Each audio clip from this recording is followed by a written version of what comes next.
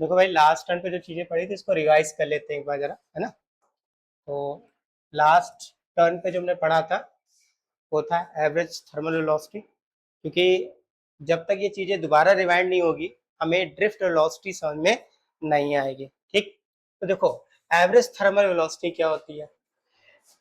एक अच्छे कंडक्टर के अंदर नंबर ऑफ फ्री इलेक्ट्रॉन्स होते हैं जो रैंडम मोशन करते रहते हैं। ठीक, अब देख लो ध्यान से, मान लो ये एक हमने कंडक्टर मान लिया, किसी एक इलेक्ट्रॉन को ले लेते हैं, होंगे तो बहुत सारे इलेक्ट्रॉन्स होंगे, बहुत सारे इलेक्ट्रॉन्स जो क्या कर रहे होंगे, रैंडम मोशन कर रहे होंगे।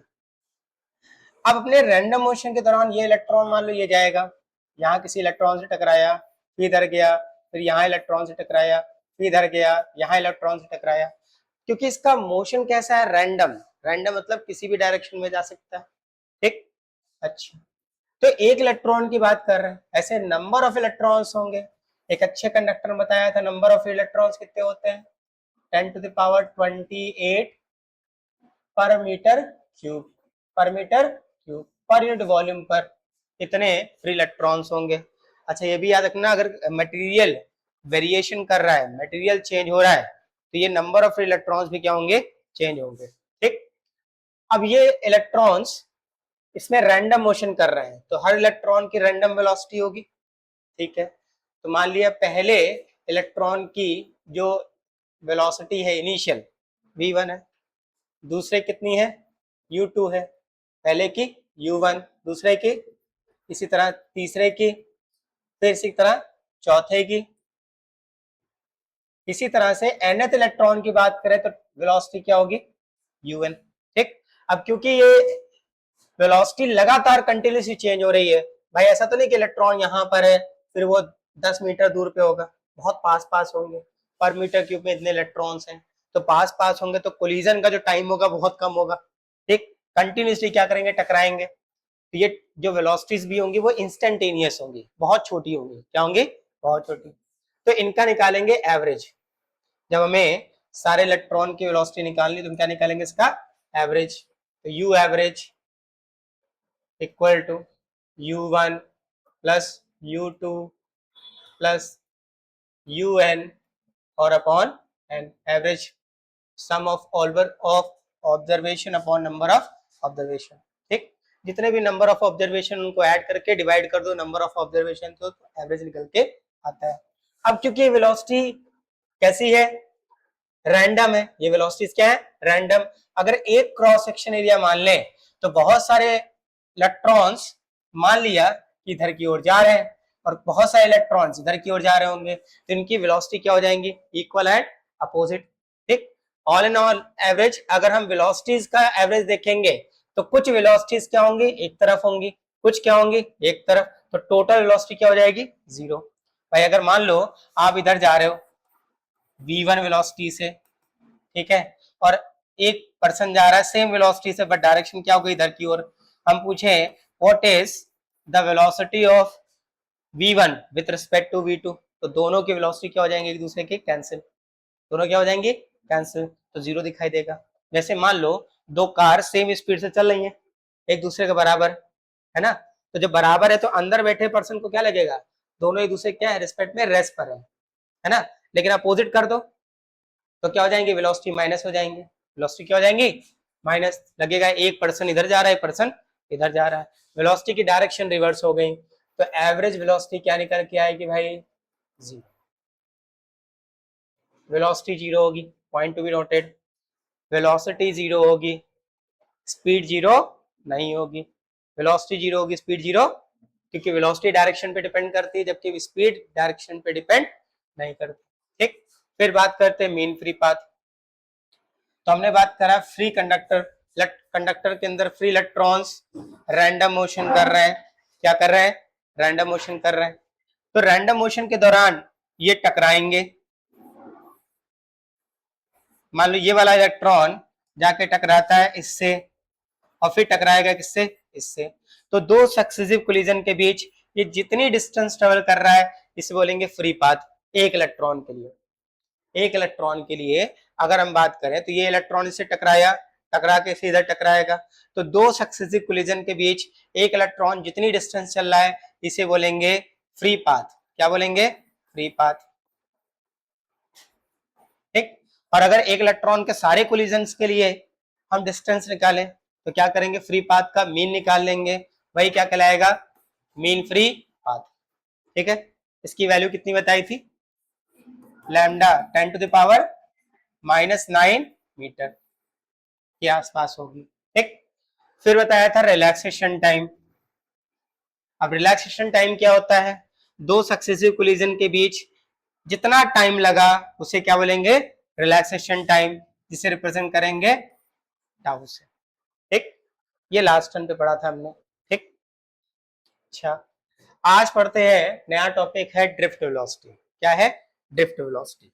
अभी तक हम बात कर रहे थे कि जब कंडक्टर लिया तो कंडक्टर के अंदर फ्री इलेक्ट्रॉन्स हैं जो रैंडम मोशन करते रहेंगे, तो एवरेज वेलोसिटी क्या निकल के आ रही है? जीरो। एवरेज वेलोसिटी क्या आ रही है? जीरो। ठीक, लेकिन जब हम इलेक्ट्रिक फील्ड अप्लाई करेंगे तो देखेंगे क्या होगा। ठीक है, देखो ध्यान से क्या होगा। मान लो यहाँ पर एक कंडक्टर हमने मान लिया, पहले पिक्चर यहाँ क्रिएट करते हैं फिर वहां पे इसको हम सॉल्व करते हैं। ये कंडक्टर है जिसको हमने एक बैटरी से कनेक्ट कर दिया। किससे कनेक्ट कर दिया? बैटरी से। इसका वोल्टेज क्या है? V। अब आप इसको कनेक्ट करोगे, मान लो यहाँ पर एक की लगा लेते हैं। यहाँ पे क्या है बेटा? एक की। ठीक, की को अगर क्लोज करें, ये पॉजिटिव ये नेगेटिव, मतलब इलेक्ट्रिक फील्ड अप्लाइड होगी। कंडक्टर का ये वाला एंड जो हो जाएगा वो पॉजिटिव बन जाएगा और ये वाला एंड क्या बन जाएगा? नेगेटिव। इलेक्ट्रिक फील्ड की डायरेक्शन पॉजिटिव से नेगेटिव, ये डायरेक्शन दिखेगी हमें इलेक्ट्रिक फील्ड की। ठीक, अब हमने पढ़ा था पहले चैप्टर के अंदर जितने भी फ्री इलेक्ट्रॉन्स होंगे यानी इलेक्ट्रॉन्स होंगे उन पर जो फोर्स लगेगा फील्ड की अपोजिट डायरेक्शन में लगेगा। ठीक, मान लो एक इलेक्ट्रॉन को देख लेते हैं, किसी एक इलेक्ट्रॉन को देख लेते हैं। ठीक, अब ये इलेक्ट्रॉन है, ये रैंडम मोशन कर रहा था। क्या कर रहा था? Random motion. लेकिन इलेक्ट्रिक फील्ड की वजह से क्या लगा? फोर्स लगा। समझना, कंसेप्ट समझना। मान लो ये इससे टकराया, ये इससे टकराया और टकराते क्या होगा? इधर आना चाहेगा। आना चाहेगा इधर, लेकिन इलेक्ट्रिक फील्ड की वजह से फोर्स लगेगा तो ये इधर जाना चाहिए था, लेकिन जाएगा किधर बेटा? ये मूव करेगा ऐसे। ठीक, फिर आगे कोई इलेक्ट्रॉन मिल जाएगा, उससे टकराएगा, फिर ये इधर चला आएगा। ठीक, इधर जाएगा, लेकिन इलेक्ट्रिक फील्ड की वजह से फोर्स लगा किधर चला? इस तरफ। ठीक है, ध्यान समझना, स्ट्रेट डायरेक्शन नहीं आएगी, टकराएगा फिर आया, फिर टकराया, इधर जाना चाह रहा था, सॉरी इधर जाना चाह रहा था, इधर नहीं गया, कहाँ आया? इधर आया। ठीक, मतलब लगातार इसकी वेलोसिटी क्या होगी? चेंज होगी, डायरेक्शन में क्या होगी? चेंज होगी। ये तो एक इलेक्ट्रॉन की बात करी। अब इसमें नंबर ऑफ इलेक्ट्रॉन्स होंगे, हमने एक एवरेज निकाल के रखा हुआ है 10⁻28 पर मीटर क्यूब। कितने इलेक्ट्रॉन्स होंगे पर मीटर क्यूब में? तो हर एक इलेक्ट्रॉन के साथ ऐसा हो रहा होगा। ठीक है, अच्छा और एक चीज क्लियर करना, मान लो यहां से एक इलेक्ट्रॉन पे टकराया जाकर के, ऐसे टकराया, और टकराने के बाद देखो इनिशियली ये u1 वेलोसिटी से मूव कर रहा था, आया ना, फिर टकराया, वेलोसिटी क्या हो गई? जीरो। वेलोसिटी क्या हो गई?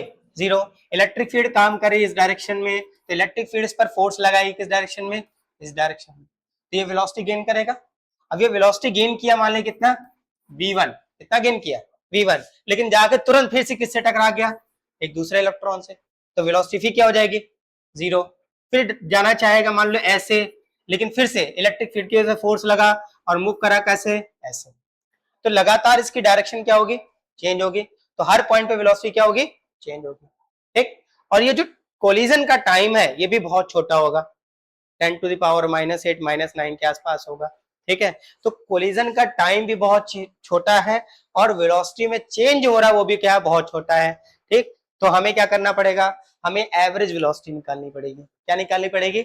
एवरेज। एक इलेक्ट्रॉन को कितना ड्रिफ्ट मिल रहा है, एक इलेक्ट्रॉन को इलेक्ट्रिक फील्ड की वजह से जो फोर्स मिला ना, जिसकी वजह से वो मूव कर रहा है, कितना ड्रिफ्ट मिल रहा है, वो एवरेज निकालने के लिए हमें सारी वेलोसिटी निकाल के उनका क्या करना पड़ेगा? एवरेज। और वो जो एवरेज निकल के आएगा वही क्या कहलाएगा? Drift velocity. क्या कहलाएगा? Drift velocity. समझना, मान लो कि हमारे पास कंडक्टर है, इसकी लेंथ कितनी है बेटा? L है। ठीक, इसका area of cross section A है। Area of cross section. ठीक, हमने एक बैटरी इसमें कनेक्ट की, ये पॉजिटिव ये नेगेटिव, बैटरी का वोल्टेज कितना है V। अब क्या होगा, कंडक्टर का ये वाला एंड बन जाएगा पॉजिटिव और ये वाला बन जाएगा नेगेटिव। ठीक, और इलेक्ट्रिक फील्ड अप्लाइड होगी इसमें फ्रॉम पॉजिटिव टू नेगेटिव। ठीक, एक इलेक्ट्रॉन की बात करें पहले, तो एक इलेक्ट्रॉन भाई रैंडम मोशन कर रहा था, लेकिन उसमें क्या होगा, मान लो ऐसे गया, टकराया, फिर कैसे जा रहा था, ऐसे, ऐसे ना जाकर कैसे जाएगा, ऐसे जाएगा, एक रिजल्टेंट वेलोसिटी से भागेगा। ठीक, फिर जाकर टकराएगा किसी दूसरे इलेक्ट्रॉन से, जाना चाह रहा था ऐसे, बट ऐसे नहीं गया, कैसे गया, इस तरफ थोड़ा सा। तो लगातार इसकी डायरेक्शन चेंज हो रही है। ठीक, और इलेक्ट्रिक फील्ड की वजह से क्या हो रहा है, इस पर फोर्स मिल रहा है, जिसकी वजह से ये एक्सेलरेट हो रहा है। क्या हो रहा है, एक्सेलरेट, यानी ड्रिफ्ट वेलोसिटी, या जो कंसेप्ट है वो एक्सेलरेटेड मोशन है। कैसा है, एक्सेलरेटेड मोशन। अब एक्सेलरेटेड मोशन है तो एक्सेलरेशन मिल रहा होगा हर इलेक्ट्रॉन को सेम अमाउंट में, कि इलेक्ट्रिक फील्ड हर एक इलेक्ट्रॉन पे सेम लग रही है, अलग अलग लगेगी क्या, सेम लगेगी, सेम लगेगी, तो एक्सेलरेशन भी क्या होगा, सेम होगा, एक्सेलरेशन भी क्या होगा, सेम। ठीक, तो इलेक्ट्रिक फील्ड कितनी अप्लाइड की, इलेक्ट्रिक फील्ड की वजह से हर एक इलेक्ट्रॉन पे जो फोर्स लगेगा by the formula E equal to F upon Q, F upon Q, तो F कितना आएगा यहाँ से, F equal to Q into E। बेटा एक ही इलेक्ट्रॉन है और जो फोर्स की डायरेक्शन और इलेक्ट्रिक फील्ड की डायरेक्शन वो दोनों क्या है एक दूसरे से, तो इलेक्ट्रिक फील्ड इधर लग रही है और फोर्स इधर लग रहा है, तो दोनों डायरेक्शन क्या होगा एक दूसरे से अपोजिट। तो इलेक्ट्रिक फील्ड की वजह से हर एक इलेक्ट्रॉन पे जो फोर्स लगेगा वो कितना होगा, F equal to minus E into E, Q equal to Na, sorry Ne, N की वैल्यू कितनी रखी, 1, एक इलेक्ट्रॉन के लिए निकालना है, क्योंकि हर इलेक्ट्रॉन पर जो एक्सेलरेशन होगा वो क्या होगा, सेम, फोर्स क्या होगा, सेम।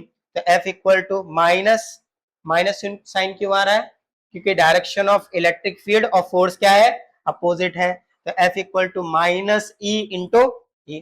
इस इलेक्ट्रिक फोर्स की वजह से हर एक इलेक्ट्रॉन एक एक्सेलरेशन गेन करेगा, तो एक्सेलरेशन कितना होगा, एक्सेलरेशन कितना होगा, कितना होगा बेटा, देखो फोर्स लग रहा है, हर एक इलेक्ट्रॉन का अपना मास होगा, जिसकी वजह से इसमें क्या होगा, एक्सेलरेशन होगा by Newton second law, F equal to ma। तो ए कितना आया बेटा, F अपॉन m। ये फोर्स कौन प्रोवाइड कर रहा है, इलेक्ट्रॉन को, ये वाला फोर्स जो प्रोवाइड कर रहा है वो इलेक्ट्रिक फोर्स कर रहा है, और इलेक्ट्रिक फोर्स कितना निकाला हम लोगों ने, E minus E into capital E, यहां रख दें, तो एक्सेलरेशन हर एक इलेक्ट्रॉन को जो मिलेगा वो कितना आएगा, माइनस E अपॉन m। बताओ कोई समस्या, इसको इक्वेशन 1 डाल के छोड़ दिया हमने। ठीक, हर एक इलेक्ट्रॉन को एक्सेलरेशन कितना मिलेगा, माइनस E अपॉन m, कोई डाउट, ठीक है। अब क्या हुआ, अभी पिक्चर यहां पर क्रिएट करी थी कि हर एक इलेक्ट्रॉन की एक इनिशियल वेलोसिटी होगी, टकराएगा, टकराने के बाद ये भागना चाहेगा कहीं और, लेकिन इलेक्ट्रिक फील्ड उसको खींचेगी इधर की ओर, तो वेलोसिटी गेन करेगा कितना, v1।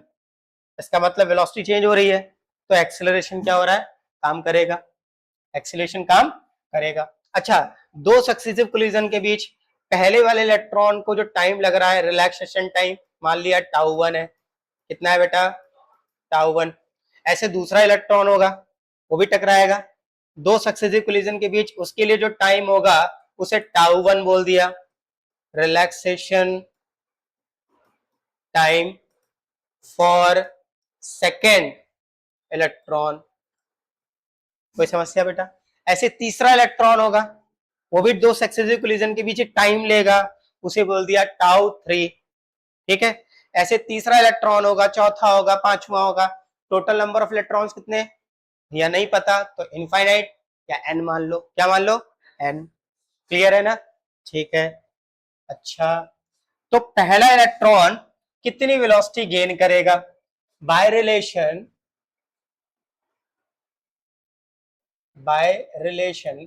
ये क्यों निकालना है पता है, देखो एक्सेलरेशन मिला तो हर एक इलेक्ट्रॉन की वेलोसिटी क्या होगी, चेंज होगी, वेलोसिटी चेंज होगी, तो वो चेंज वेलोसिटी कितनी होगी वो निकाल लें, और सारे इलेक्ट्रॉन्स की वो जो चेंज वेलोसिटी है उसका एवरेज निकाल लें, तो वही किसके बराबर होगा?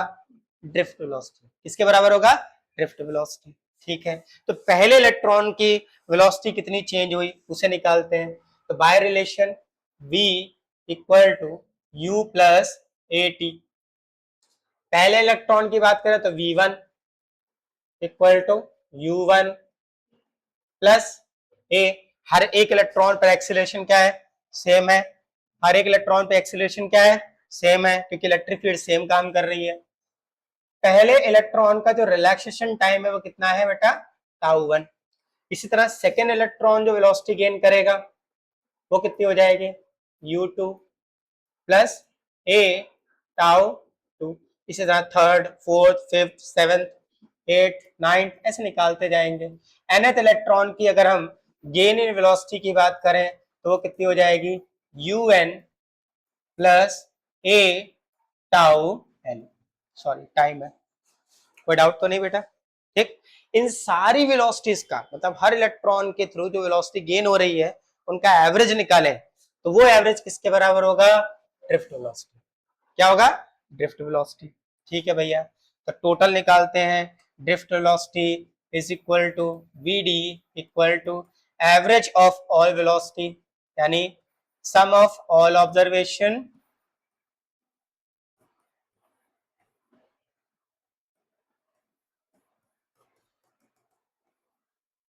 Upon number of observation. ठीक है, कोई डाउट तो नहीं? अच्छा, v1 कितना निकाला हम लोगों ने? यहाँ रख दें। v2 जो निकाला है वो यहाँ रख दें।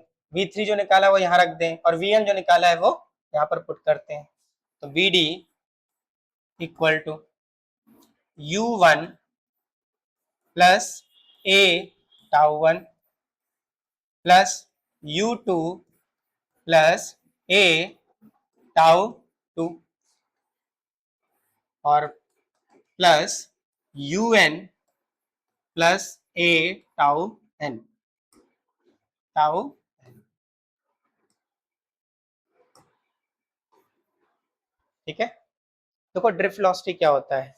इलेक्ट्रिक फील्ड की वजह से हर इलेक्ट्रॉन पे जो एक्सीलरेशन मिल रहा है, जिसकी वजह से हर इलेक्ट्रॉन एक वेलोसिटी गेन करेगा। वो जो गेन इन वेलोसिटी है हर इलेक्ट्रॉन के थ्रू, वही क्या है? ड्रिफ्ट वेलोसिटी है। क्योंकि ये वेलोसिटी बहुत छोटी होगी तो हमें टोटल निकालने के लिए क्या करना पड़ेगा? एवरेज। क्या करना पड़ेगा? एवरेज। जो वैल्यू आएगी उसी को क्या बोलेंगे? Drift velocity. क्या बोलेंगे? Drift velocity. ये बात समझ में आई? डिवाइड में क्या कर दे बेटा? एन। डिवाइड कर दिया एन। अब एक काम करो, ब्रैकेट ओपन कर दो। ब्रैकेट ओपन करोगे तो क्या होगा? कुछ इस तरह से आएगा, vd equal to u1 plus a tau 1 plus u2 plus a tau 2 and un plus a tau n। कोई समस्या? और डिवाइड में क्या चलेगा बेटा? n। डिवाइड में क्या चलेगा? n। अब एक काम किया, u वाले टर्म एक तरफ कर दो, एक साथ कर लो, और a वाले जितने टर्म है सब एक साथ कर लो। ठीक, देखो क्या आता है। तो क्या किया? vd इक्वल टू, हमने बोला u वाले टर्म एक साथ कर लो, तो जब u वाले टर्म एक साथ करो तो क्या आ जाएगा? u1 plus u2 plus un, इस तरह से लिख दिया। ठीक, अब प्लस a वाले टर्म एक साथ कर लो, तो a वाले जितने भी टर्म है उन सब में a कॉमन है, और रिलैक्सेशन टाइम ऐड करके लिख सकते हैं। हाँ है ना? ठीक है। अच्छा, यहाँ पे टाउ 1 लिखना भूल गए भाई।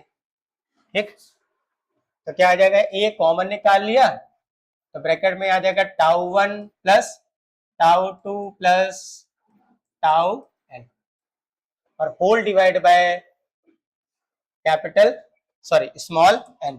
स्मॉल n क्या है? Number of observation. Number of observation. ये बात समझ में आई कि नहीं आई?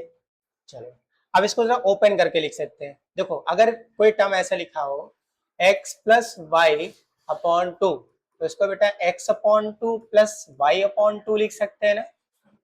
हाँ या ना? ठीक, तो ये तो ऐसे ही तो लिखा है, ये पूरी वैल्यू x हो गई और ये पूरी वैल्यू क्या हो गई? y। तो लिख सकते हैं डिवाइड में n अलग करके, तो क्या आ जाएगा? vd equal to u1 plus u2 plus un के होल डिवाइड में क्या आएगा बेटा, n, और plus a tau 1 plus tau 2 plus tau n, और पूरे के होल डिवाइड में क्या जाएगा, n। ठीक है भाई, ये वैल्यू ऑलरेडी निकाल रखी है। एवरेज थर्मल वेलोसिटी जो क्या थी, 0, पीछे बताई थी। ये वेलोसिटी क्या आएगी, 0। ठीक, जब ये वेलोसिटी 0 है, ठीक, तो इतने की जगह पे क्या आ जाएगा बेटा, इसकी जगह क्या आ जाएगा, 0। vd इक्वल टू 0 प्लस ए। ये तो यहाँ पर एक्सेलरेशन हर इलेक्ट्रॉन की बात कर रहे हैं, तो एवरेज निकालोगे तो कुछ वैल्यू निकल के आएगी। ठीक है, अच्छा आगे बढ़ो।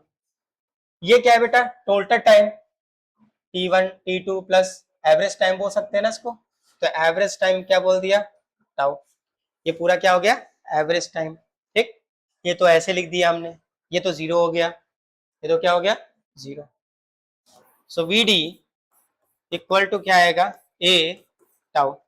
अच्छा, a की वैल्यू निकाल के बैठे हैं क्वेश्चन 1 में, कितनी है, e/m। तो एवरेज वेलोसिटी जो हमारी आएगी vd, वो कितनी आ जाएगी, ध्यान से देखना, यह है -e upon m into, minus sign क्या बता रहा है, माइनस साइन बता रहा है कि जिस कंडक्टर पे आपने इलेक्ट्रिक फील्ड अप्लाइड की है, उसमें इलेक्ट्रॉन के थ्रू जो गेन इन वेलोसिटी है उसकी डायरेक्शन क्या है, अपोजिट है। यानी ड्रिफ्ट वेलोसिटी और इलेक्ट्रिक फील्ड की डायरेक्शन क्या है बेटा, अपोजिट है। ठीक, माइनस साइन क्या बता रहा है कि इलेक्ट्रिक फील्ड और ड्रिफ्ट वेलोसिटी की डायरेक्शन क्या है, अपोजिट है।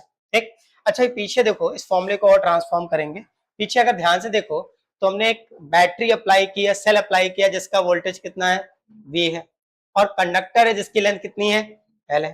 ठीक, तो इलेक्ट्रिक फील्ड की वैल्यू हम निकाल सकते हैं, पीछे चैप्टर में पढ़ के आए।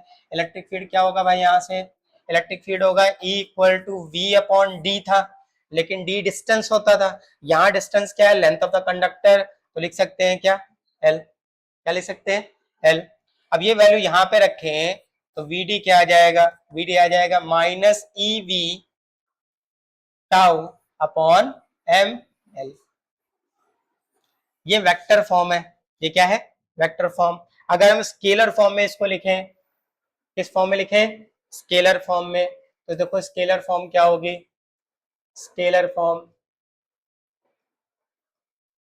बस माइनस साइन हटा दो और वेक्टर हटा दो, हो जाएगा Vd equal to e tau upon m। ठीक, या फिर Vd equal to v tau upon m। Clear है, कोई डाउट तो नहीं, ठीक है, नोट कर लो इसको। अच्छा, ये वेलोसिटी बहुत छोटी होती है, ठीक है, ये जो वेलोसिटी होगी, ड्रिफ्ट वेलोसिटी, किसी भी कंडक्टर के अंदर जो फ्री इलेक्ट्रॉन्स की लिए होगी, इसकी वैल्यू बहुत छोटी होती है। वैल्यू जो इसकी होगी Vd वो approximate 10 to the power -4 metre per second के आसपास होती है, लगभग इतनी आएगी, कितनी, 10 to the power -4 metre per second. ठीक, सब, चलो भाई देखो अगला टॉपिक देखो। अगला जो टॉपिक है उसका नाम है मोबिलिटी। अगर इसको थोड़ा सा हम ब्रेक करके लिखे तो मतलब है मूव करने की एबिलिटी। ठीक, तो हम जब कंडक्टर में इलेक्ट्रिक फील्ड अप्लाई कर रहे हैं, यानी वोल्टेज प्रोवाइड कर रहे हैं जिसके से इलेक्ट्रिक फील्ड हो रही है, और इलेक्ट्रॉन एक पर्टिकुलर डायरेक्शन में भाग रहा है एक वेलोसिटी से, एक वेलोसिटी से। ठीक, तो हम कहेंगे कि उसमें क्या हो गई, मूव करने की एबिलिटी आ गई है। अब मूव करने की एबिलिटी कौन दे रहा है यहाँ पर, इलेक्ट्रॉन्स को applied electric field, applied electric field. ठीक, तो हमने समझ में आया कि मोबिलिटी क्या होता है। मोबिलिटी को हम म्यू से रिप्रेजेंट करेंगे, किससे रिप्रेजेंट करेंगे बेटा, म्यू से। अब ये होता क्या है, ये होता है डेफिनेशन के हिसाब से लें तो mobility is the ratio of drift velocity to the applied electric field. ठीक, मोबिलिटी क्या है, ड्रिफ्ट वेलोसिटी और अप्लाइड इलेक्ट्रिक फील्ड का रेशियो है, that is known as mobility. ठीक, अब इस फॉर्मूले से अगर ध्यान से देखो तो ये जो मोबिलिटी है किस पे डिपेंड कर रहा है, वेलोसिटी पे कि इलेक्ट्रिक फील्ड पे? नहीं, दोनों पे नहीं डिपेंड कर रहा। ध्यान से देखो, अगर मान लो आपने इलेक्ट्रिक फील्ड को डबल कर दिया, इलेक्ट्रिक फील्ड को डबल कर दिया, तो हर एक इलेक्ट्रॉन पर जो एक्सीलरेशन होगा वो बढ़ेगा, तो वेलोसिटी भी क्या होगी, बढ़ेगी, है ना। वेलोसिटी बढ़ेगी तो ड्रिफ्ट वेलोसिटी भी क्या होगी, बढ़ेगी। देखो रिलेशन क्या निकाला था, V D equal to E E tau upon M. इस रिलेशन से वी डी डायरेक्टली प्रोपोर्शनल है किसके, ई के। अगर इलेक्ट्रिक फील्ड डबल कर रहे हो तो ड्रिफ्ट वेलोसिटी भी क्या हो जाएगी, डबल, यानी ये दोनों क्या हो जाएंगे, डबल। टू से टू फिर cancel, drift velocity constant, sorry जो मोबिलिटी होगी वो क्या होगी, कांस्टेंट होगी। ठीक, यानी अगर हम इलेक्ट्रिक फील्ड अप्लाइड बढ़ाएं तो ड्रिफ्ट वेलोसिटी भी सेम रेशियो से बढ़ेगा, सेम रेशियो से बढ़ेगा तो मोबिलिटी क्या होगी, कांस्टेंट। इसका मतलब मोबिलिटी ड्रिफ्ट वेलोसिटी और इलेक्ट्रिक फील्ड पर डिपेंडेबल नहीं है। तो किस पे डिपेंडेबल है, देखते हैं, ध्यान समझना। ड्रिफ्ट वेलोसिटी का फॉर्मूला तुम्हारे सामने लिखा हुआ है, ई के टर्म वाला। इसको अगर हम पुट करें यहाँ पर तो क्या होगा, देखो mu equal to E E tau upon m into e. देखो इसकी जगह पे रखा है तो एम नीचे डिवाइड में आ गया, ठीक है, क्या हो गया, एम इंटू ई। ई से ही क्या हो जाएगा, कैंसिल, तो mu equal to E tau upon M. अच्छा ध्यान से देखना, ई और एम का मास जो रेशियो तो कांस्टेंट रहेगा, क्योंकि इलेक्ट्रॉन की बात कर रहे हैं। एक इलेक्ट्रॉन पे चार्ज भी कांस्टेंट होता है, मास भी क्या होता है, कांस्टेंट। यानी म्यू डिपेंड कर रहा है किस पर बेटा, रिलैक्सेशन टाइम पर। किस पर डिपेंड कर रहा है, रिलैक्सेशन टाइम पे। ठीक, अब समझना, अगर एक कंडक्टर में हम बात करें तो इलेक्ट्रॉन फ्रीली मूव करते हैं, है ना, रैंडम मोशन करते हैं, रैंडम मोशन के दौरान एक दूसरे से कोलाइड करते हैं, इसी को क्या बोल रहे हैं हम, रिलैक्सेशन टाइम। अगर हम उस कंडक्टर का टेम्परेचर बढ़ा दें, टेम्परेचर बढ़ा दें, तो जब टेम्परेचर बढ़ाओगे तो इसका मतलब उसमें एनर्जी दोगे, एनर्जी दोगे तो इलेक्ट्रॉन उस एनर्जी को गेन करेगा। ठीक, और उस एनर्जी को गेन करते ही उसकी एनर्जी बढ़ जाएगी, कौन सी, काइनेटिक एनर्जी। मोशन क्या हो जाएगा, तेज हो जाएगा। यानी कोलाइड करने में अब जो टाइम लगेगा वो क्या लगेगा, कम लगेगा। ठीक, क्या समझाया, टेम्परेचर अगर आप बढ़ा रहे हो तो क्या हो गया, कोलाइड करने का जो टाइम होगा वो क्या होगा, घटेगा, क्योंकि इलेक्ट्रॉन एनर्जी गेन करेंगे, उस एनर्जी को काइनेटिक एनर्जी के फॉर्म में क्या करेंगे, वर्क कराएंगे। ठीक, काइनेटिक एनर्जी बढ़ेगी तो कोलिजन का टाइम क्या होगा, घटेगा। ठीक, देखो यानी दिखाई दे रहा, ये बताया तुमको हमने। ठीक, क्या बताया कि जो टॉर्क है वो टेम्परेचर पे डिपेंडेबल है। इसका मतलब tau is inversely proportional to temperature, tau is inversely proportional to temperature. अब मोबिलिटी के साथ इसका रिलेशन बनाए तो mobility is directly proportional to tau and inversely proportional to temperature.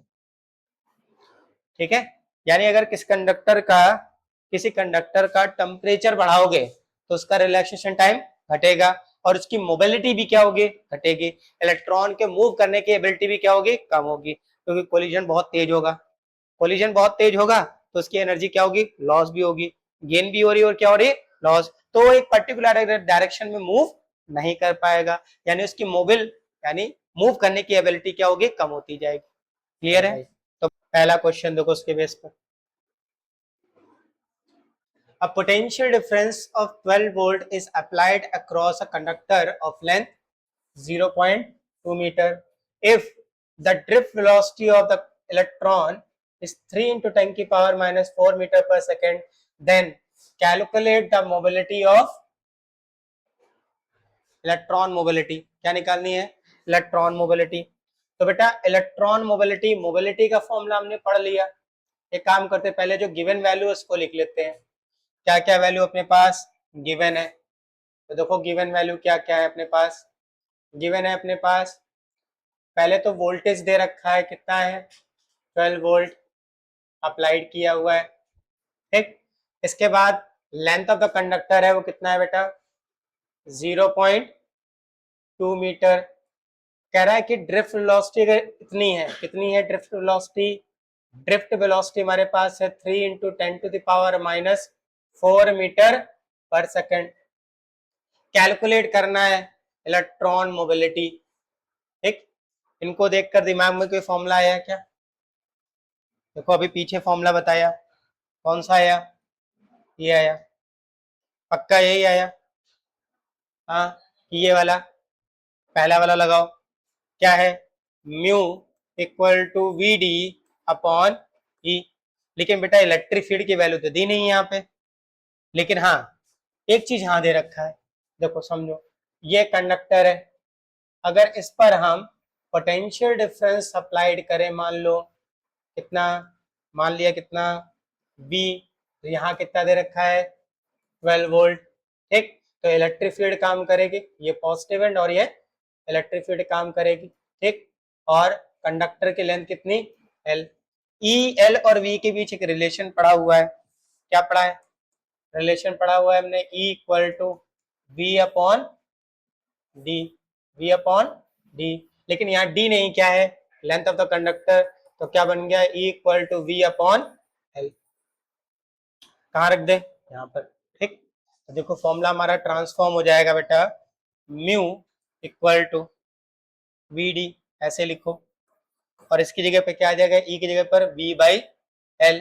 L कहाँ गया, अपॉन के अपॉन ऊपर, तो mu equal to we D की वैल्यू अपने को पता है कितनी है, 3 इंटू 10 की power minus 4, length of the conductor 0.2 divide by voltage applied कितना कर रहे हैं 12, ठीक, देखो 3 से इसको कट करो कितना आया 4, ठीक, देखो यहाँ से पॉइंट हटा दो, ये 10 हो गया, यहाँ पर 2 से इसे कट किया 2, ठीक, यहाँ पावर कुछ नहीं तो 1 ऊपर आएगी तो माइनस की हो गई, क्या बचा, देखो ये बच रहा है यहाँ से 1/2 इंटू 10 की पावर माइनस 5, ये 1 पावर नीचे है, ऊपर आगे तो -1, -4 और -1 -5, और यहाँ ऊपर कुछ बच रहा है नंबर क्या, नहीं तो 1, और नीचे क्या बच रहा है 2, तो 1/2, 1/2 मतलब 0.5 इंटू 10 की पावर -5, ठीक है। अच्छा यूनिट नहीं निकाली मोबिलिटी की हमने, जरा यूनिट देख लेते बेटा, है यूनिट हमने नहीं निकाली इसकी, देखो इसकी यूनिट क्या होगी, यहां देख लो यूनिट क्या होगी जरा, mu electric field drift velocity, क्या है वेलोसिटी, क्या है velocity, metre per second divide by electric field की यूनिट न्यूटन पर कूलम, न्यूटन पर कूलम, सॉरी कूलम इनवर्स, ठीक, तो क्या लिख सकते हैं इसको, लिख दो इसको, क्या लिख सकते हैं, newton inverse metre second -1 coulomb, या तो ये लिख दो या ऐसे लिख सकते हो, देखो इसके जो यूनिट होती है इलेक्ट्रिक फील्ड की वोल्ट पर मीटर भी होती है, वोल्ट पर मीटर भी होती है, ठीक है, इसको हटा दे रहे हैं, यूनिट क्या होती है वोल्ट पर मीटर, तो इसके टर्म में कैसे निकाल सकते हो, देखो मीटर पर सेकेंड वेलोसिटी की, ठीक है, और इलेक्ट्रिक फील्ड की हो गई वोल्ट मीटर इनवर्स, इसको ऊपर लिखे तो क्या हो गया metre square second inverse volt inverse, ये यूनिट होगी, कोई डाउट तो नहीं, पक्का, ठीक है, यही वाली लिख देते हैं यूनिट, क्या आ जाएगा मीटर स्क्वायर सेकेंड -1 और वी इनवर्स, कोई समस्या, देख लो भाई, क्लियर है, चलो देखो भाई अगला जो टॉपिक पढ़ना है हमें,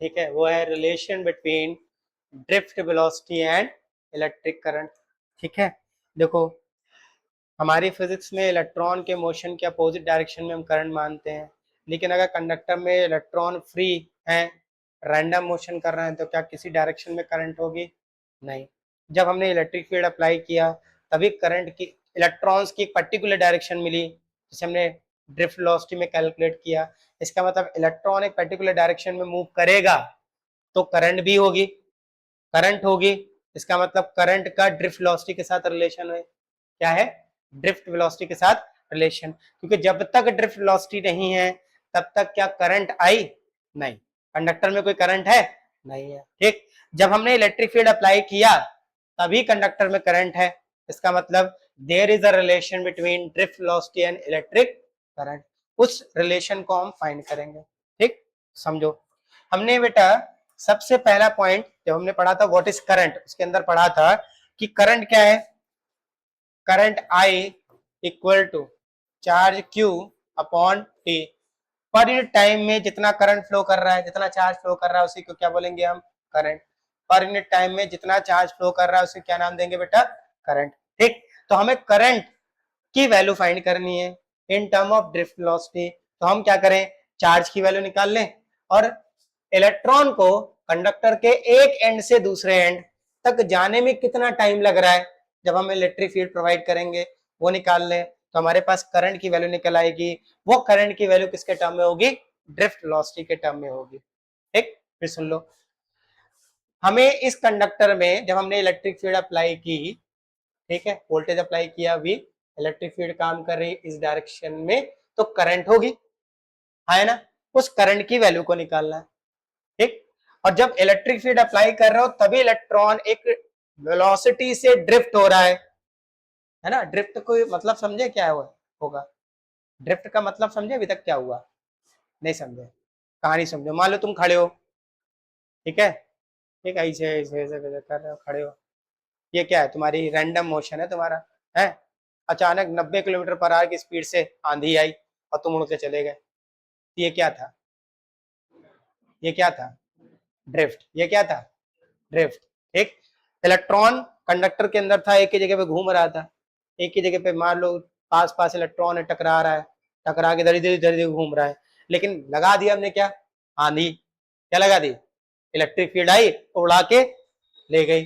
जब उड़ा के ले गई ना तो कंडक्टर के अंदर क्या हुआ? एक करंट जनरेट हुई। क्या जनरेट हुई? करंट, क्योंकि इलेक्ट्रॉन को एक पर्टिकुलर डायरेक्शन मिल गई और इलेक्ट्रॉन की अपोजिट डायरेक्शन में क्या मानते हैं हम लोग? करंट। पीछे बात करी हुई हम लोगों ने। ड्रिफ्ट का मतलब समझ गया ना? इलेक्ट्रॉन चाहता नहीं था अपने आप चलना, बट आंधी तुमने लगा दी तो आंधी ऐसी आई कि उसको उड़ा के ले गई। ठीक, अच्छा, ये कंडक्टर है, इसका ये वाला एंड कैसा बन जाएगा बेटा? पॉजिटिव, और ये बन जाएगा नेगेटिव। ठीक है, समझते चलना। करंट इसमें जनरेट जो हो रही है, करंट फ्लो कर रही है Q by T, Q by T. अगर हमें करंट निकालना है तो इस कंडक्टर में कितना चार्ज है वो निकाल लें, और चार्ज को एक एंड से दूसरे एंड तक, मतलब इलेक्ट्रॉन को एक एंड से दूसरे एंड तक आने में कितना टाइम लग रहा है वो निकाल लें, उसका रेशियो निकालें तो करंट निकल के आ जाएगी। ये करंट की वैल्यू किसके टर्म में होगी? Drift velocity. किसके टर्म में होगी? Drift velocity. और ये इंपॉर्टेंट है भाई, ध्यान रखना है। देखो, पहले निकालते हैं चार्ज। पहले क्या निकालते हैं? चार्ज। ठीक, समझो, मान लीजिए कंडक्टर हमारा L लेंथ का है। कितने लेंथ का है? L। इसका एरिया ऑफ क्रॉस सेक्शन कितना है? पीछे भी लिख चुके हैं, एरिया ऑफ क्रॉस सेक्शन कितना है? Capital A। ठीक, तो इसके पर यूनिट वॉल्यूम से एक चार्ज फ्लो कर रहा होगा, है ना? देखो ऐसे लिख देते हैं, let capital N equal to total free electrons, total free electrons. ठीक है, ओके। करंट की बात करी तो करंट क्या होता था? Per unit area of cross section से जितना चार्ज पर सेकंड में फ्लो कर रहा है वही क्या था? करंट था, है ना? तो हम पर क्रॉस सेक्शन की बात करेंगे। पर क्रॉस सेक्शन की बात करेंगे तो मतलब पर यूनिट वॉल्यूम की बात करनी पड़ेगी। किसकी बात करनी पड़ेगी? तो हर एक क्रॉस सेक्शन से कितना वॉल्यूम, कितना इलेक्ट्रॉन फ्लो कर रहा है, तो उसे बोलेंगे small n, that is number of free electrons per unit volume, per unit volume. बेटा इसको नंबर डेंसिटी भी बोलते हैं। क्या बोलते हैं? Number density. क्वेश्चन में लिखा हो नंबर, इलेक्ट्रॉन नंबर डेंसिटी, तो कंफ्यूज मत होना। वो वैल्यू क्या दे रखी होगी? स्मॉल एन की। इसकी वैल्यू दे रखी है स्मॉल एन। हम चार्ज की ओर बढ़ रहे हैं। किसकी ओर बढ़ रहे हैं? चार्ज की ओर। पहले हम क्या करेंगे, हमें देखो इसका, अगर हम इस कंडक्टर का वॉल्यूम निकालें तो निकाल सकते हैं। एरिया ऑफ क्रॉस सेक्शन कितना है? ए, और लेंथ कितनी है? एल। तो इसका अगर हम वॉल्यूम निकालें सिलेंडर का तो क्या हो जाएगा? ए इंटू एल, ए इंटू एल। अगर हम पर यूनिट वॉल्यूम से फ्लो हो रहे इलेक्ट्रॉन को निकाल लें तो पूरे वॉल्यूम से कितना इलेक्ट्रॉन फ्लो हो रहा होगा निकाल लेंगे ना? पक्का? कैसे निकालेंगे देखना ध्यान से, बहुत अच्छे से। तो total number of free electrons कितने हैं? Capital N. Per unit volume पर जो इलेक्ट्रॉन है वो कितने हैं, स्मॉल एन। इनको और इनको क्या रिलेशन के साथ लिख सकते हैं, N equal to N upon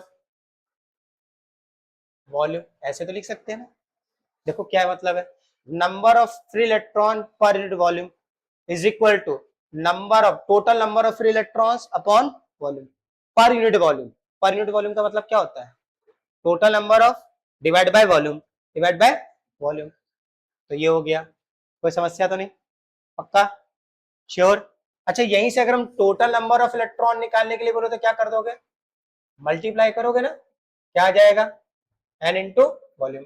और यही हमारा एम है कि इस कंडक्टर में टोटल नंबर ऑफ इलेक्ट्रॉन कितने हैं वो निकाल लें। अब उस पर चार्ज कितना होगा, उसे Q equal to n into e से मल्टीप्लाई करके रख देंगे, आ जाएगा ना, कोई डाउट तो नहीं। चलिए, तो total number of free electrons कैसे आएंगे, n number of free electrons per unit volume into volume of the conductor. तो n equal to n into volume of the conductor क्या होगा, area into length of the conductor, क्या हो गया, a into l. ये n की value आ गई, इक्वेशन सेकंड बोल देते हैं, किसकी वैल्यू आ गई बेटा, एन। मतलब इतने नंबर ऑफ फ्री इलेक्ट्रॉन्स इस कंडक्टर के अंदर होंगे, ठीक।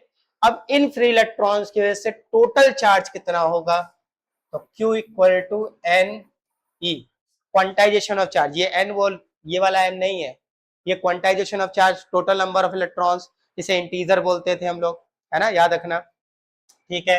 इस एन की जगह पर कौन सा चार्ज आ जाएगा, कैपिटल एन, तो इसको हम ऐसे लिख दे रहे हैं, कैपिटल एन इंटू ई।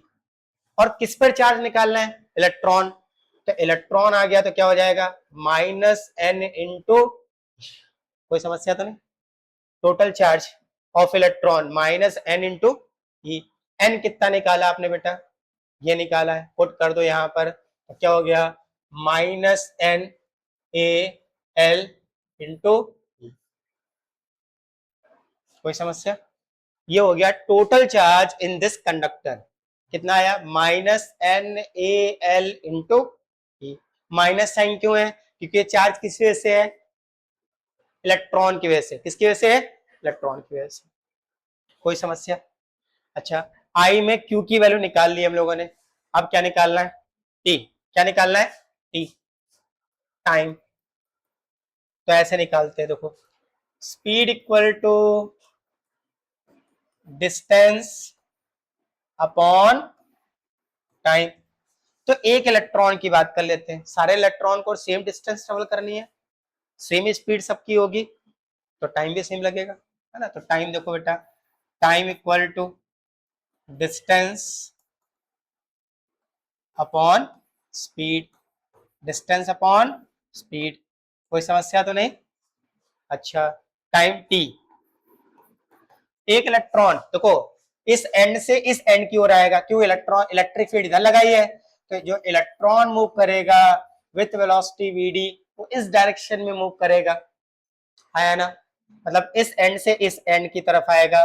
जब इस एंड से इस एंड की तरफ आएगा, इसको मान लेते हैं कोई एंड नाम दे देते हैं, let be X and Y, X end से वाई एंड पे आएगा, तो उसे डिस्टेंस कितनी चलनी पड़ेगी, equal to the length of conductor, ठीक है।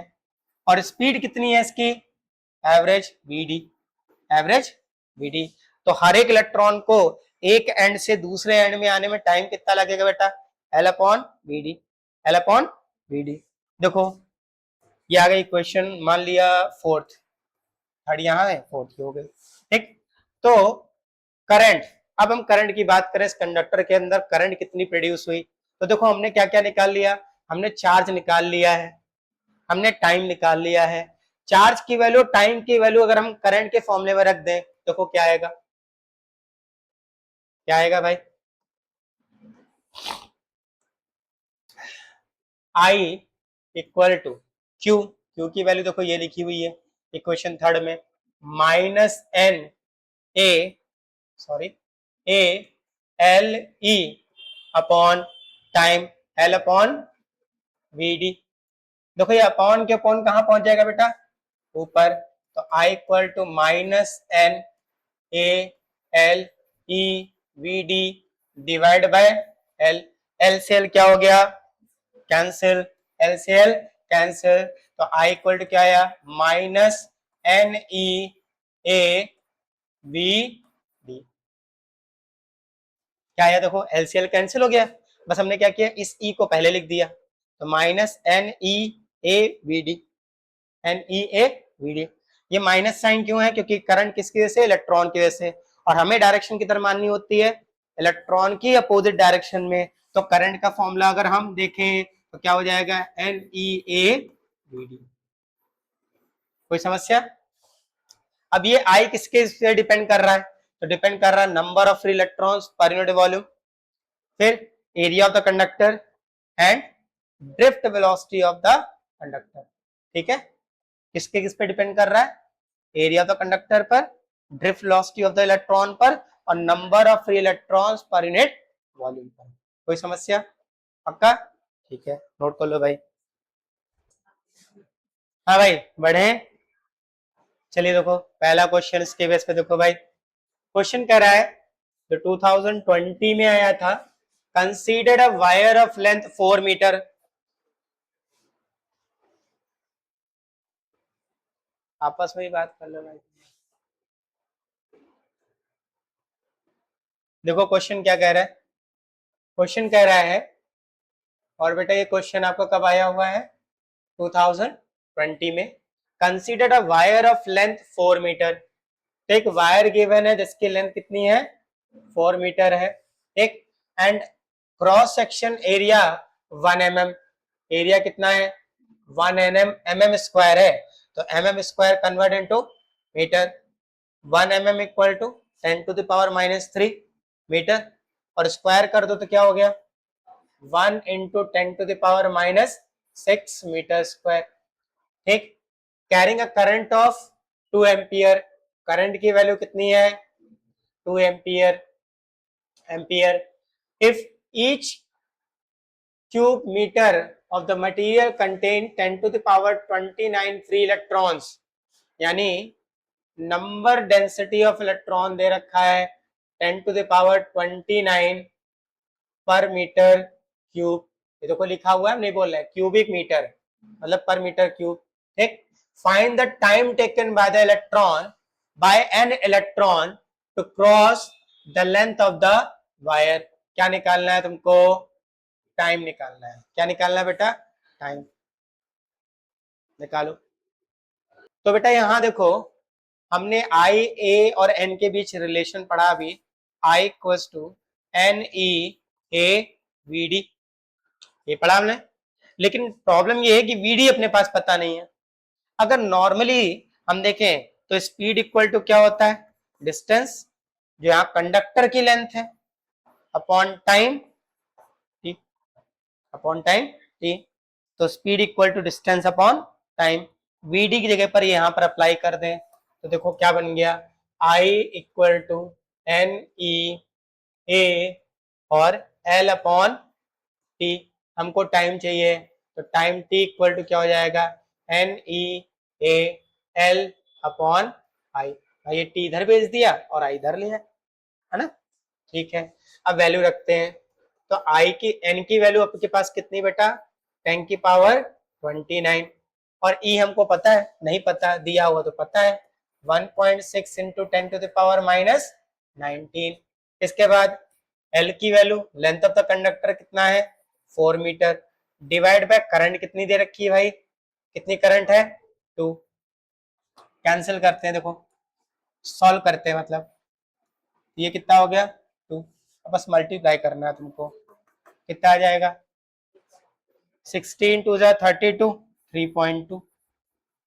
ठीक, और ये 29 से 19 माइनस कर दिया, कितना बचा 10, कितना बचा 10, तो 10 to the power sorry minus किया, प्लस का ज्यादा बचेगा, कितना आया 10 की पावर 10, ये आएगा भाई, कितना आएगा 3.2 इंटू 10 की पावर 10, और टाइम है तो सेकंड।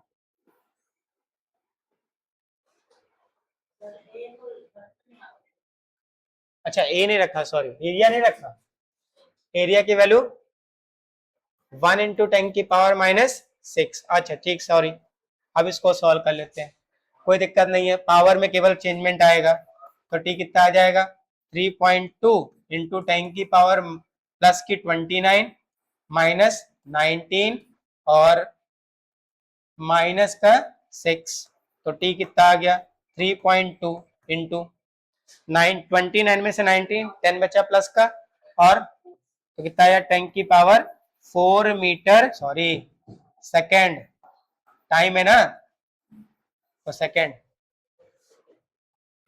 देखो भाई अगला क्वेश्चन क्या कह रहा है, सीबीएसई 2023 में पूछा गया क्वेश्चन है, two metallic wires of same material, material same है तो number of free electrons per unit volume क्या होगा, सेम होगा। कितने मेटेलिक वायर है, दो, तो पहले लिख दे N1 की वैल्यू बराबर है किसके, N2 के, बराबर है सेम मटेरियल है क्योंकि। Have the same length, length भी सेम है तो L1 बराबर क्या हो गया बेटा L2, but cross section area is in the ratio of, cross section area का जो रेशियो है वो कितना है 1/2, 1:2 मतलब 1/2। दे आर कनेक्टेड, ये दोनों वायर को कनेक्ट किया गया पहले सीरीज में, फिर कनेक्ट किया गया पैरेलल में। कंपेयर करना है drift velocity of the electrons in the two wires in both cases, दोनों केसेस में ड्रिफ्ट वेलोसिटी का रेशियो निकालना है। ठीक, तो कह रहा है पहले दोनों केसेस का डायग्राम बना दे रहे हैं तो पिक्चर क्रिएट हो जाएगी। करना क्या है आखिर, देखो मान लो ये हमारे पास दो वायर है, ये एक वायर ऐसा, ठीक है, और एक वायर ऐसा।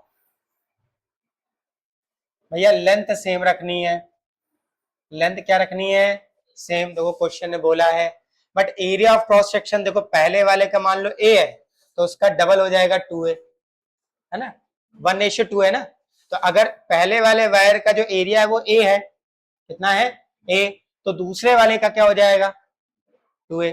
ठीक, तो लेंथ दोनों की सेम है। अब कह रहा है इसको कनेक्ट कर दिया एक एक्सटर्नल सोर्स से, क्योंकि सीरीज में लगाया है ना, किस में लगाया है सीरीज में, कोई डाउट तो नहीं, पक्का। पहला केस ये कह रहा है, पॉइंट नंबर ए जिसमें सीरीज में कनेक्ट कर रहे हैं।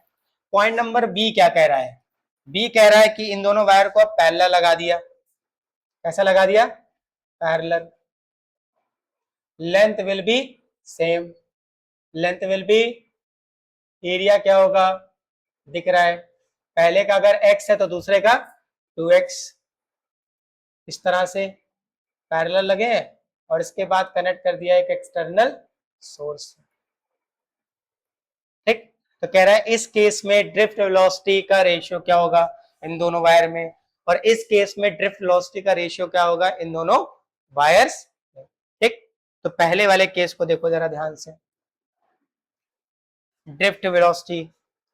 अगर हम पहले वाले केस में देखें तो हमने पढ़ा है सीरीज में अगर वायर्स कनेक्टेड हो या कंडक्टर कनेक्टेड हो तो करंट की वैल्यू दोनों में क्या होगी सेम, करंट की वैल्यू क्या होगी सेम।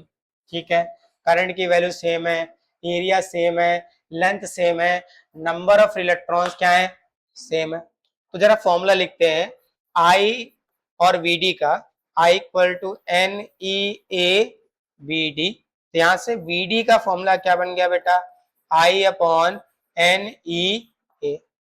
ये आया। अच्छा ध्यान समझना अब क्या है यहाँ पे, देखो बेटा यहां दिख गया कि सीरीज में कनेक्टेड है तो वायर ए, वायर मान लो x और वायर y दोनों में करंट की वैल्यू क्या होगी सेम, सीरीज में कनेक्टेड है तो I की वैल्यू दोनों के लिए क्या हो गई सेम हो गई। ठीक, फिर नंबर ऑफ फ्री इलेक्ट्रॉन्स दोनों में क्या है सेम, क्या स्मॉल e की वैल्यू चेंज होती है क्या, चार्ज ऑन वन इलेक्ट्रॉन नहीं चेंज होती, क्या एरिया डिफरेंट है, एरिया क्या है डिफरेंट, मतलब पहले केस से एक चीज क्लियर हुआ कि जो VD होगा वो इनवर्सली प्रोपोर्शनल है किसके बेटा एरिया के, ये क्लियर हुआ, ये बात समझ में आई कि नहीं आई, पक्का। अच्छा अब इससे पहले वायर और दूसरे वायर में जो ड्रिफ्ट वेलोसिटी का रेशियो है वो निकाल सकते हैं।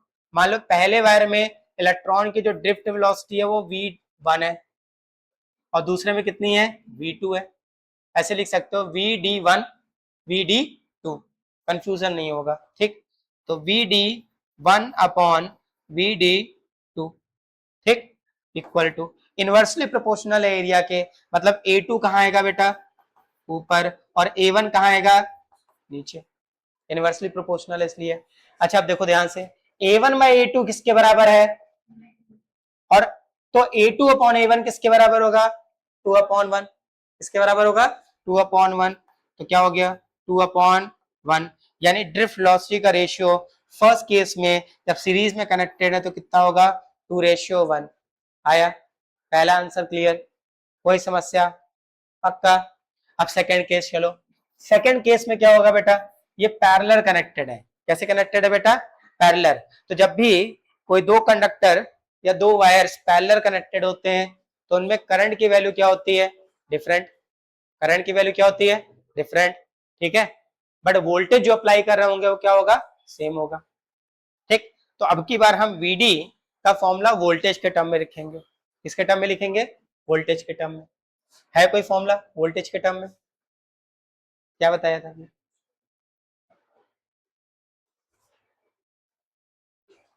वोल्टेज के टर्म में कोई फॉर्मूला नहीं लिखा है हमने ड्रिफ्ट वेलोसिटी का, क्या निकाला था,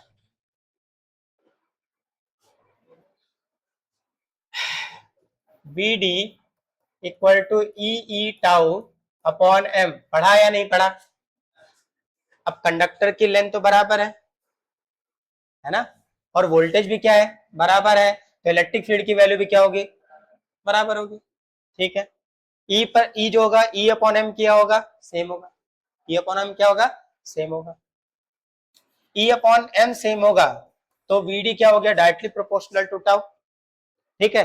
क्या हम यहाँ पर अप्लाइड वोल्टेज को बढ़ा रहे हैं, नहीं, दोनों वोल्टेज क्या है, सेम है, दोनों पे जब वोल्टेज सेम है तो जो करंट होगी वो क्या होगी, सॉरी वोल्टेज सेम है, इसका मतलब क्या हुआ, जो इलेक्ट्रॉन्स को इलेक्ट्रिक फील्ड मिल रही है वो क्या है, सेम है, इलेक्ट्रिक फील्ड सेम मिल रही है, तो इसका मतलब क्या हुआ, दोनों में इलेक्ट्रॉन को जो ड्रिफ्ट मिलेगा वो क्या होगा, सेम होगा, ठीक। क्या टेम्परेचर बढ़ेगा, आंसर है नहीं बढ़ेगा, क्योंकि टॉर्क जो इलेक्ट्रिक फील्ड मिल रही है वो सेम मिल रही है, तो जो मोबिलिटी होगी वो दोनों क्या होगी, सेम होगी, टॉर्क क्या होगा, सेम होगा, यानी दोनों ही केस में, दोनों ही वायर में अगर हम ड्रिफ्ट वेलोसिटी का रेशियो निकालें तो क्या आएगा, 1:1, क्योंकि वेलोसिटी क्या होगी, सेम होगी, वेलोसिटी क्या होगी, सेम। फिर समझ लो ध्यान से, इस फॉर्मूले से क्या देख रहे हैं, E/m का जो रेशियो होगा वो सेम होगा, इलेक्ट्रॉन मास रेशियो क्या होगा, सेम, इलेक्ट्रॉन पे जो चार्ज होता है 1.6 इंटू 10⁻⁻19, और जो मास होगा इलेक्ट्रॉन का वो कितना होगा, 9.1 इंटू 10⁻31 kg, ये तो कांस्टेंट है। अब हमने लगाया है पैरेलल में, तो दोनों पे जो वोल्टेज अप्लाइड होगा वो क्या होगा, सेम, दोनों की जो लेंथ है वो क्या है, सेम, ठीक है, तो इसका मतलब इलेक्ट्रिक फील्ड की वैल्यू क्या होगी, सेम। अगर सेम इलेक्ट्रिक फील्ड अप्लाइड कर रहे हैं तो दोनों इलेक्ट्रॉन को जो ड्रिफ्ट मिलेगा, दोनों कंडक्टर के जो इलेक्ट्रॉन्स होंगे उनको जो ड्रिफ्ट मिलेगा वो सेम अमाउंट मिलेगा, सेम अमाउंट मिलेगा तो मतलब टेम्परेचर राइज नहीं करेगा, इसका मतलब टाउ भी क्या होगा, कांस्टेंट, टाउ भी क्या होगा, कांस्टेंट। अगर कांस्टेंट है तो इसका मतलब क्या हो गया कि दोनों इलेक्ट्रॉन्स, दोनों कंडक्टर में जो इलेक्ट्रॉन की ड्रिफ्ट वेलोसिटी होगी वो बराबर होगी, बराबर होगी तो रेशियो क्या आएगा, 1:1, क्लियर, कोई डाउट तो नहीं, पक्का, आंसर क्या आएगा, 1:1।